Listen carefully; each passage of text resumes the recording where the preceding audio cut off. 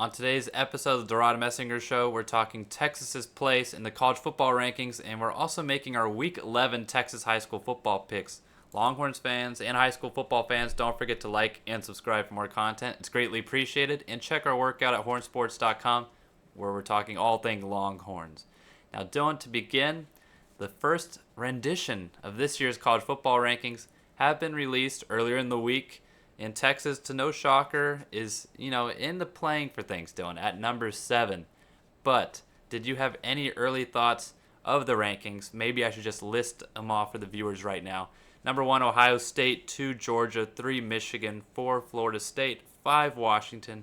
6, Oregon. You got your Longhorns at number 7, followed by Alabama. And this is kind of where it's interesting. Of course, Texas beat Alabama earlier in the year. Alabama at 8. Oklahoma, of course, who beat Texas, 9. Mississippi at 10. Dylan, any early thoughts here? Yeah, I think the biggest portion of it is that Washington, Oregon, both those Pac-12 teams that you're seeing in the 5 and 6 spot, just in terms of that's what the committee thinks of them and believes they're better teams right now than Texas. So I think that that's really a big concern, but you kind of understand in the future if things go the way that you hope, Texas continues to win out. If Washington or Oregon continue to win out and these only one team drops out of the top 4 that you're seeing, Texas is going to be one of those teams that is not getting in, and you'll look back to these week 8 rankings and be like, oh yeah, that's why. So Devin, I don't know what your biggest takeaway was, but that was mine, just seeing the Pac-12 over the Big 12 here right now. Well, for the Pac-12, Dylan, it's interesting because I think all Texas fans have, they don't like to admit to it, but they're pulling that USC hat out of the garage. I don't know how it got there in the first place, but they're putting on the USC hat. They're putting on their Utah hats. Definitely Yep. want both of these Don't forget teams. Oregon State. Go Oregon State. I mean, the Yep. last survivor, Dylan. I mean, it's like Braveheart type of stuff going on in Corvallis. Oregon State, of course, you got to root for them. But yet again, you gotta root for losses if you're a Texas fan here. You got to be the biggest hater in the world. I mean, some Yes. of us Yes. have that covered already. Others, others just gotta put on that new hat. But of course, jokes aside, Pac-12. I'm not even fearful about that, Dylan. I wouldn't say it's a takeaway, but Florida State, number 4, if they remain undefeated, that's most Yeah. likely a spot for them that's been saved, and they haven't had too much competition for that spot in terms of their own conference. Michigan and Ohio State, of course, both ranked in the top 4. You assume one of them is hands down getting in. The winner of that big matchup, Dylan might want it to be one team. No shocker there. But the winner of that matchup likely rolls on to the title game of their conference and likely wins out there, Dylan, and they're making it in, no questions asked. And then Georgia. If Georgia drops a game, maybe even in the championship, Dylan, I don't know. That is when it gets interesting because Georgia, like many teams in this top rankings, have looked good, but maybe not as good as the ranking suggests, Dylan. If Georgia loses, there's going to be a little bit of a debate, but of course there's also the SEC bias, which is why Texas and Oklahoma are wanting to join that conference, Dylan. I mean, let's be real. I mean, that's when it gets murky though too, because this Alabama team, obviously not the best Alabama team Nick Saban ever had, but it almost seems like this is a new challenge for Saban, and he's really enjoying it. He's getting to go back to the roots with this team, with the running game and their defense, and they're still plugging away wins. It's going to be telling to see if they can beat LSU coming up. But if they're a team that can go into the SEC championship game against Georgia and they beat Georgia, if you have a one-loss Alabama, one-loss Georgia, and then you have, let's say, a one-loss Michigan or a one-loss Ohio State, those are big-name teams that the committee has shown. I won't say bias, but they want to get those teams in there, right?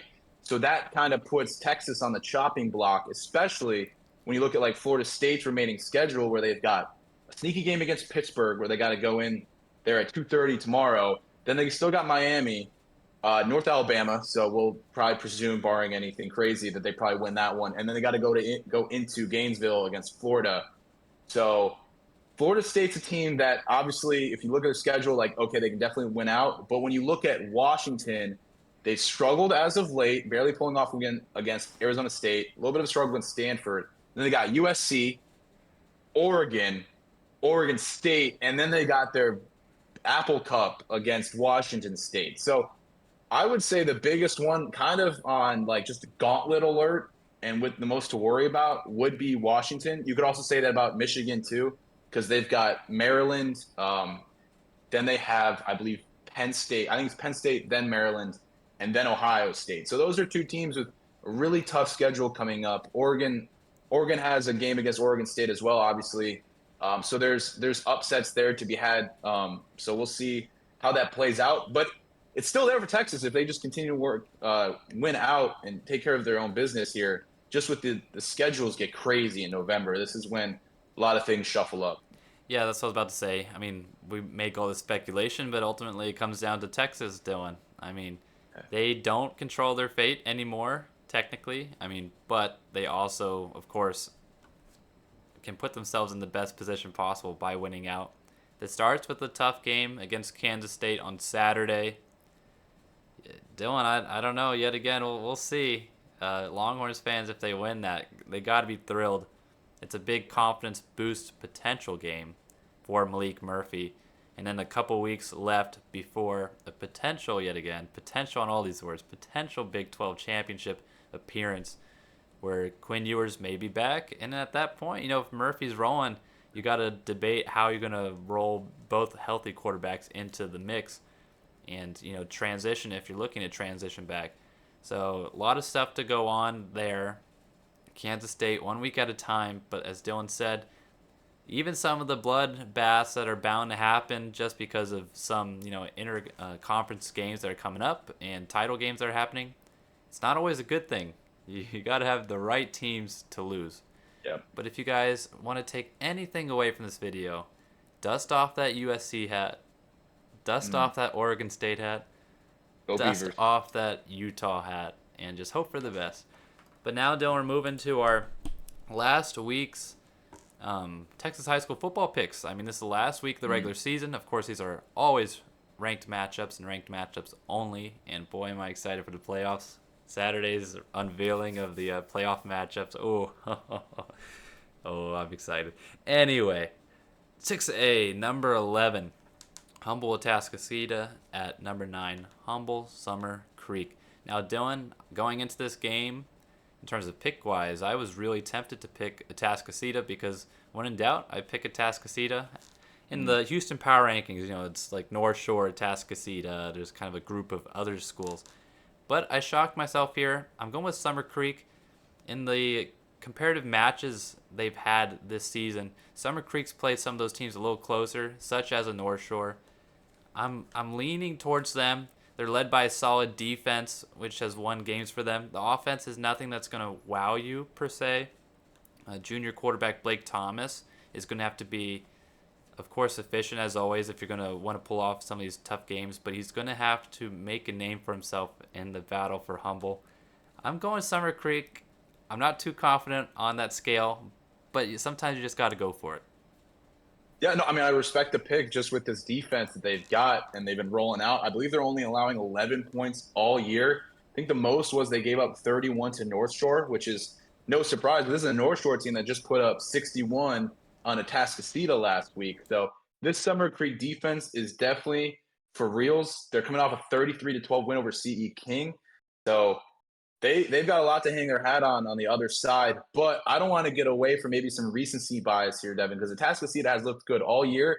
And when you look at it, just like you said, North Shore's up here. Like they're just in their own category. So a loss 61-35 for Atascocita, it's gonna happen. And it's not that it's almost felt like we were kind of expecting it a little bit. And Zion Brown's my guy, quarterback for Atascocita. They were still able to move the ball on this North Shore defense. They put up 35. He had a ton of air yards. So I still like Atascocita. They're my guys. I'm going with them in this one. I think they can pull off a win here against Summer Creek on the road. Now, the next one, we have another 6A matchup with number 24, McKinney, and number 19, Prosper. Devon, McKinney's looked good all year. They had a convincing win over Denton Geyer. The Allen loss is it taints their resume a little bit, obviously, because Allen's not been the team. Like, hasn't been great this Hasn't year, been the I team would to say, in beat terms of this Allen year. terms. No, they have not been. So That loss does not look good on their resume, but they have convincing wins over Denton Guyer and Longview to start the season off. And then Prosper on the other side. McKinney, I just believe, has a better defense, and I think their offenses are pretty similar. So just when it comes down to what team will get a stop, I think McKinney gives me more confidence right on that side. So I've got McKinney ending the Prosper 6-game winning streak this week. Yeah, Dylan, this is tough because, yet again, as you're saying, that McKinney defense, when you look at it and you just start salivating, there's so many D1 prospects there. And I've seen, like, on Twitter, coaches trying to talk to these guys and go into the games and everything. Definitely an interesting matchup. You talked about recency bias in that last game. Uh-oh. Inserted here. I got the blinders Don't use on. my words against me. Prosper just won against Allen, that common opponent, of course, and has taken care of all the teams that they should have. Guyer, of course, is not the Guyer of old. However, still always an impressive win.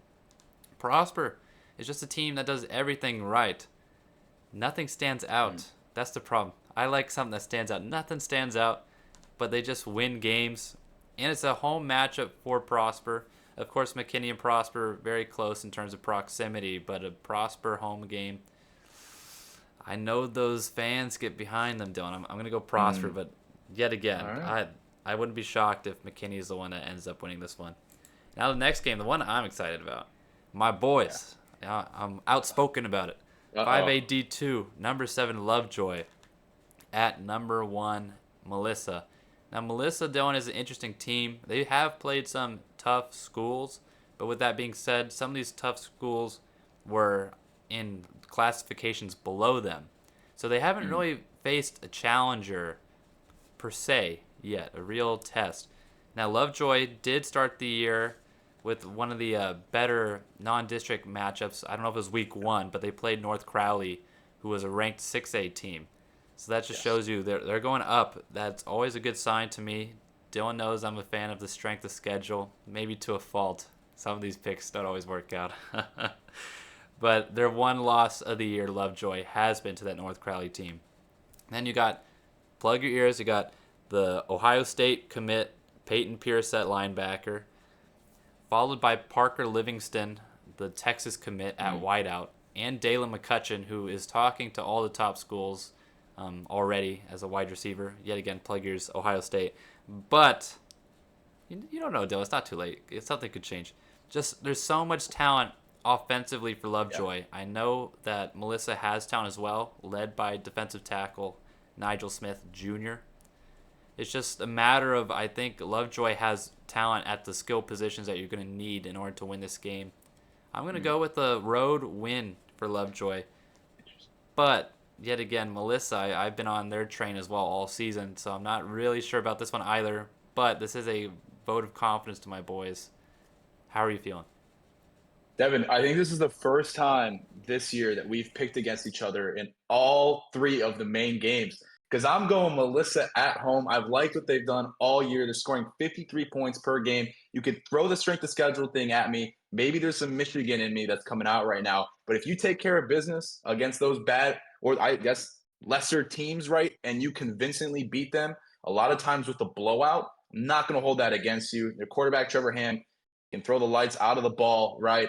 This Lovejoy team, like you talked about, skill position players, and everywhere you would want them to be. But it's most of the team, they're at home. I think that plays a big part of it too. If they were going into Lovejoy, it'd shake up my prediction a little bit. I'd probably have to think about it a lot more. But again, I like Melissa at home. They've been doing great all year. I'm not going to throw the strength of schedule back at them, especially when they're taking care of business. So go Melissa at home. And this is a big mythology pick too, because if they win, throw that strength of schedule thing right back at your face. Well, that's never going to happen. Let's be honest. Undefeated strength of schedule matchups. Let's go. It's a big game. We got the lightning round. Of course, Dylan's going to throw some more things at me here shortly. Ranked matchups, as always. The first ones, our apologies for the abbreviations here. We can't fit all these names in here. I blame Tyler Chapel Hill for this one. 4AD1, number 4, Kilgore at number 8, Tyler Chapel Hill. Chapel Hill has fallen a little bit, Dylan, but they're still the more experienced team, and they got the home game working for them. Will they win? It's up to them, but I'm picking them to win. I've got Kilgore on the road. They've looked like the better team this season just because they're on the road. I think they still have a great chance. I don't think Tyler Hill's home field advantage here will be enough to stop Kilgore. I got them on the road. Next one, we have 4AD1, number 6, Stephenville, at number 10, Waco La Vega. Devon, Stephenville beat China Spring this year. So you know I'm switching the other side. I got Stephenville in this one. Yeah, that's my argument as well. It's nice to see La Vega creeping their way back into the playoffs. It's been, or not playoffs, rankings. It felt like a while since that's happened. But Stephenville just has looked too good as of late, so I got Stephenville. Next game we have 2AD1, number 9 Garrison at number 1 Timpson. Now Timpson, if you know anything about them, are a beast. I'm picking Timpson. Yeah, if our viewers know me well enough, Devin, they know I'm going with Timpson here. Next one, we got 1AD2, number 1 Benjamin, at number 10 Crowell. I got Benjamin on the road here, Devin. I got Benjamin as well. The last game we have 1AD2, number 9 Amherst at number 8 Witherall. This is a tough 8-9 matchup. I'm going with the 8 here in Witherall at home. Yeah, I was about to say I like Witherall at home here. And more importantly, in our picks, which games are you looking forward to most? And what do you think about Texas' spot in the college football playoffs? The first rendition, of course, this year at number 7. Don't forget to like and subscribe. Check us out at HornSports.com. And of course, as always, have a great rest of your day.